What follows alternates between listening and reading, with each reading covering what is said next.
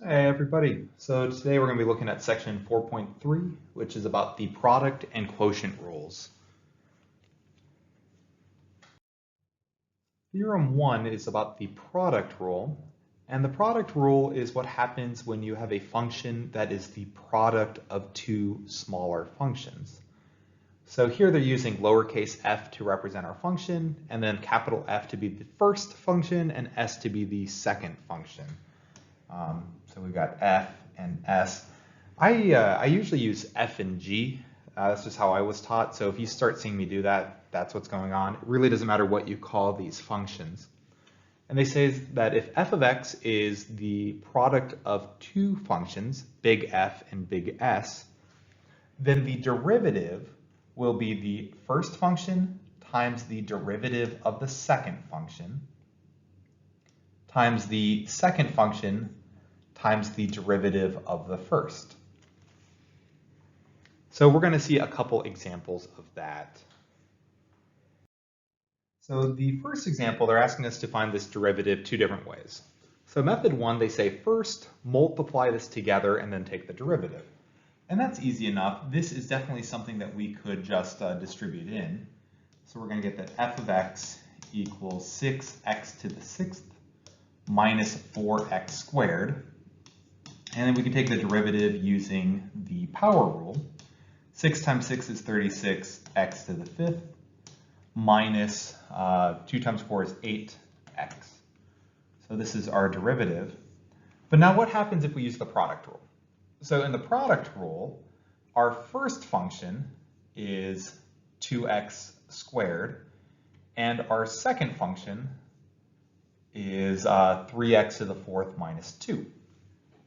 So how I always set this problem up is I say, okay, my first function is 2x squared, and my second function is 3x to the fourth minus 2. And I say, okay, well, what's the derivative of the first function? So what is the derivative of 2x squared? And I'm going to get 4x. Then what is the derivative of the second function? Well, that is going to be 12x cubed. The derivative of negative 2 is 0, so I don't need to worry about that. And then what I do is I just multiply these together. So I'm going to circle the red, and I'm going to circle this with blue. So I just multiply those together and add. So f prime of x, it's going to be f prime g plus, this is prime, g prime f. So that is going to be 4x times 3x to the 4 minus 2 plus 12x cubed times 2x squared. Now I do need to multiply this out, so distributing, I'm going to get, I'll work up here, I'm going to get 12x to the fifth minus 8x plus 12x cubed times 2x squared is going to be 24x x to the fifth. So 12x to the fifth plus 24x to the fifth is 36x to the fifth minus 8x, which if you take a look is exactly what we got using the first method. And arguably the first method here was faster. So if you're ever in the situation where you can just multiply something out first, probably worth your time.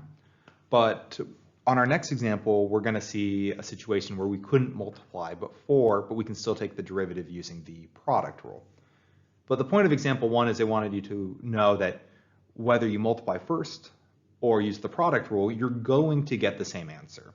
Or at least you should get the same answer if you're doing everything correctly. So here in example 2, they want us to take the derivative of 2x cubed times e to the x. Now there's no multiplication that I can do early, so I'm going to have to just go right to a power rule.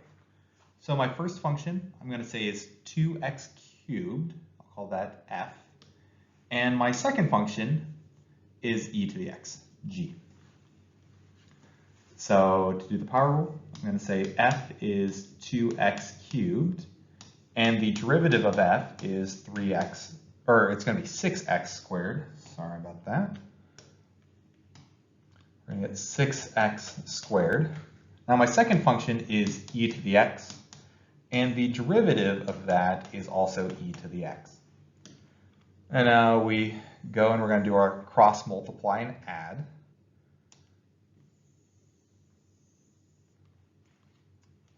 So f prime of x is going to be our f prime g plus g prime f. So if we do that, we're going to get 6x squared e to the x plus 2x cubed e to the x. And that will be our final answer. Example 3. So we're going to do a product rule again. It wants us to take the derivative of 6x to the fourth times ln x. So my first function, I'm going to do 6x to the fourth, and my second function is going to be ln x. So f is 6x to the fourth, so f prime is going to be 24x cubed, and then g is going to be ln x, so g prime is 1 over x. Then we just cross multiply and add, and we'll be done. So f prime of x, so if I multiply the two reds together, I'm going to get 24x cubed ln x plus 6x to the fourth times 1 over x. Now, multiplying by 1 over x is the same thing as dividing by x. So I can clean this up just a little bit. F prime of x is going to be 24x cubed ln x. And then 6x to the fourth times 1 over x is going to be 6x to the third.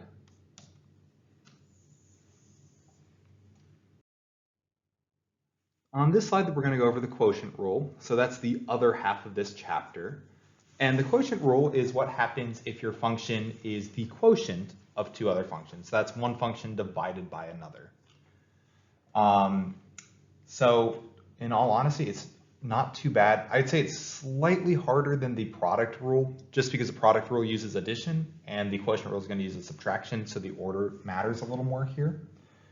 And they say that if we label our functions t and b for top and bottom, the derivative of a function divided by another function, it's the bottom times the derivative of the top minus the top times the derivative of the bottom divided by the bottom squared.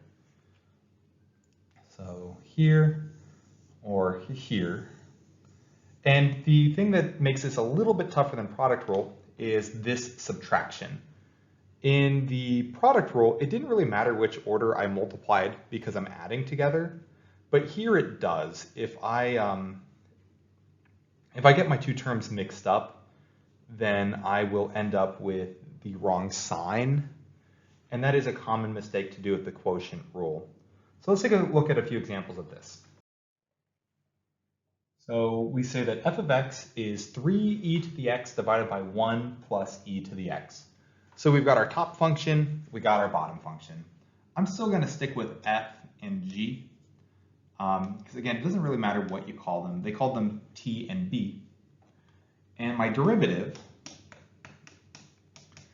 we're going to take f, which is 3e to the x. The derivative of that is 3e to the x. And then our bottom function is 1 plus e to the x. So the derivative of that will be just e to the x. And we're going to cross multiply and subtract. So when we do that, we're going to get 3e to the x times 1 plus e to the x minus what happens when we multiply the blues together. So that's going to be 3e to the x times e to the x, so that's 3e to the 2x, all over the bottom squared. So that's 1 plus e to the x squared. And in all honesty, I usually will accept this as a final answer, but there may be some reduction we can do. So let's go ahead and see if the numerator cleans up at all. And it looks like it's going to. I can distribute my 3e to the x. And if I do that, I'm going to get 3e to the x plus 3e to the 2x minus 3e to the 2x all over 1 plus e to the x squared. And that will reduce down to 3e to the x over 1 plus e to the x squared. And that would be my final answer. So example 5, we're doing another quotient. So our top function is going to be ln of x, and the derivative of the top is going to be 1 over x. And then we've got our bottom function, which is 2x plus 5, and the derivative of our bottom, which is just 2. So we cross multiply and subtract. And now when I do that, I'm going to get f prime of x equals 2 ln of x minus 2x plus 5 times 1 over x, and then all over the bottom squared, which is 2x plus 5 squared. And now in the numerator, I can try to distribute that 1 over x to see if anything will reduce or cancel. I'm not seeing it that it will, so I'm not going to worry about it. Different teachers will require you to go to different levels, but to me that is good enough. That's your final answer. We got another quotient rule here. So we're looking at x cubed divided by e to the x plus 2. So our top function is x cubed. The derivative of that would be 3x squared. Our bottom function is e to the x plus 2. So our bottom function squared is e to the x. And now we are going to do our cross multiplying and subtracting. And that will give us that f prime of x is going to be x cubed e to the x minus 3x squared times e to the x plus 2 all over e to the x plus 2 squared. And now we can take a look. Maybe something will cancel. I don't think anything will, so I'm not going to even worry about trying to do a reduction here. And I'm just going to leave this as my final answer. So some closing thoughts on this section. We've got our product rule and we've got our quotient rule. They're both very similar, so that's something good to keep in mind. I find that product rule is just a little bit easier than the quotient rule. It's a little bit shorter, and it doesn't matter which way you multiply as long as you do that cross multiplication.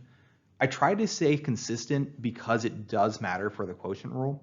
That's why I always start in like the top right times the bottom left. But honestly, if you just memorize it, you'll be fine. And a product rule, quotient rule, will make the problem longer. It's a little more tedious, but there's nothing really being asked from you that you wouldn't know already. You already know how to do the power rule. You know ln, you know e to the x. So it just kind of makes the problem longer, and as long as you keep your work organized, it's not too bad. And that's something I honestly say about calculus in general. As long as you can keep your work organized, the problems might be long, but they're not too difficult.